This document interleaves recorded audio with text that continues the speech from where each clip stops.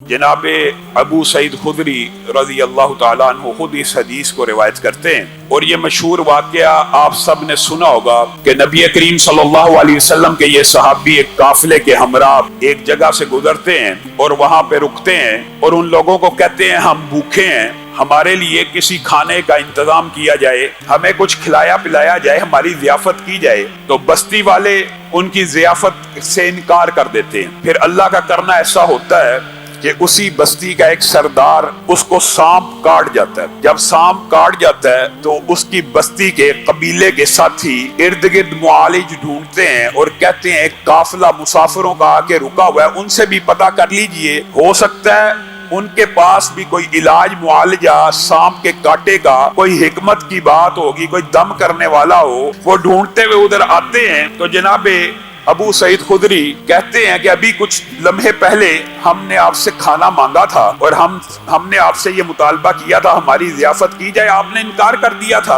अब बारी अगर हमारी आई है तो हम भी आपका इलाज बिला मुआवजा नहीं करेंगे। कहा कितना मुआवजा लोगे? इलाज है, इलाज मौजूद है।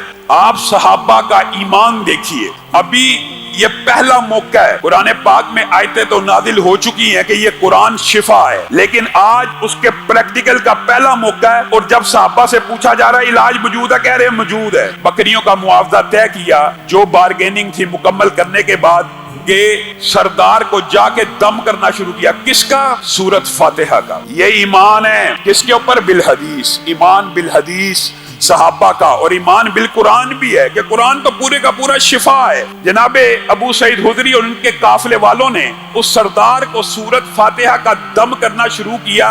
एक मर्तबा पड़ी, दो मर्तबा पड़ी, दम करते चले गए। जहर जिस्म से ऐसे भाग निकला कि कभी सांप काटा ही ना होगा। सरदार बिल्कुल ठीक हो गया। जो मुआवजा तय था बकरियों का वो तय पा चुका था, वो बकरियां उनको दे दी गई।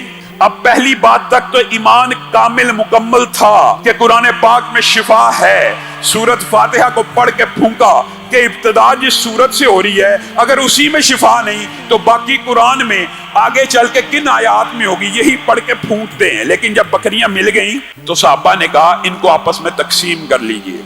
अबू सईद खुदरी ने कहा रुक जाओ, कुरान पढ़ के दम तो कर दिया, इतनी इजाजत मौजूद थी, लेकिन अब जो मुआवजा ले लिया है अभी तक रसूलुल्लाह सल्लल्लाहु अलैहि वसल्लम से पूछा नहीं है। बकरियां तकसीम उस वक्त होंगी जब रसूलुल्लाह सल्लल्लाहु अलैहि वसल्लम इजाजत दे देंगे। रसूलुल्लाह सल्लल्लाहु अलैहि वसल्लम को सारा माजरा सुनाया। रसूलुल्लाह सल्लल्लाहु अलैहि वसल्लम मुस्कुराना शुरू हो गए, आपके मोतियों जैसे दांत चमकने लगे। कहने लगे अबू सईद तुझे किसने कहा था ये सूरत शिफा है, सूरत रुकिया है। सवाल ये है कि तुझे किसने कहा था इस सूरत को पढ़ के दम किया जा सकता है? मुराद ये थी कि इस चीज की इतला तो मैं मोहम्मद सल्लल्लाहु अलैहि वसल्लम ने तुझे दी है। अब इन बकरियों में से मैं मोहम्मद सल्लल्लाहु अलैहि वसल्लम का हिस्सा भी निकाल लो। एक दिल लगी, एक साहबा से प्यार का अंदाज है, वरना रसूलुल्लाह सल्लल्लाहु अलैहि वसल्लम ने ली नहीं।